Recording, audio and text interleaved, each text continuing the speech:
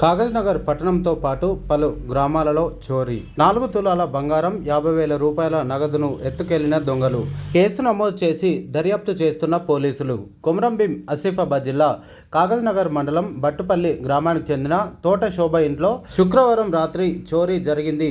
ఇంటిలో ఉన్న 4 తులాల బంగారం 50,000 రూపాయలు గుర్తు తెలియని దొంగలు ఎత్తుకెళ్లారు. కాగజ్ నగర్ పట్టణంలో పోలీస్ డిపార్ట్మెంట్ కు చెందిన ఖాజా హబీబుద్దీన్ ఇంట్లో మరియు మున్నిబార్ కాపువాడకు చెందిన బాబాఖాన్ కిరాణా షాపులో దొంగతనానికి యత్నించారు.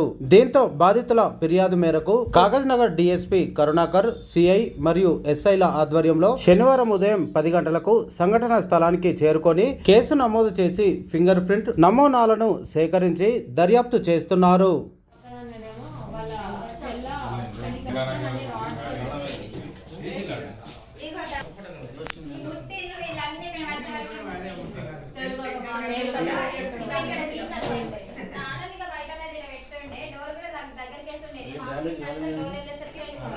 ఆ ఇంట్లోనేమో తాళాలు పెట్టి ఉన్నాయి.